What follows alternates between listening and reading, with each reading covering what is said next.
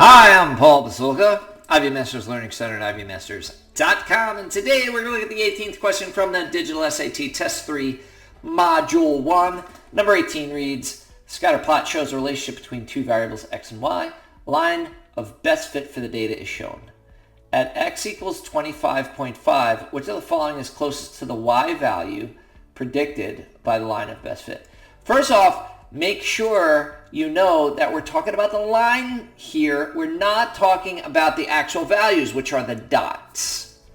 Second thing, you probably have no trouble finding x equals 25.5. You got a 24 and then it skips over to 26, which would make this right here, this line right in the middle, that's going to be 25. So 25.5, it's going to be like right here.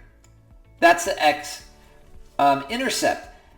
But you might not know that x equals 25.5 is a line that's perpendicular to the x-axis. It goes up and down. It's parallel to the y-axis. Why?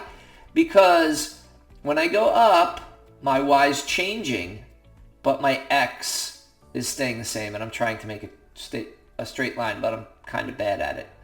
So anyway, it looks like it meets the line right here. What's your y there? It looks like it's just above 8. C is your answer.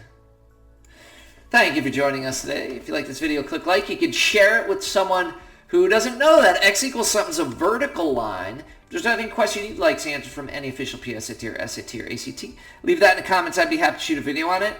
Click subscribe so you don't miss anything, and check out this other video on the line of best fit. If there's, and then if you're looking for a short video, go to YouTube, Ivy Masters Learning Center. If you click on the playlist, every one of these long videos has a shorter video just below it. Just find your test number and module number on that playlist and then your problem number.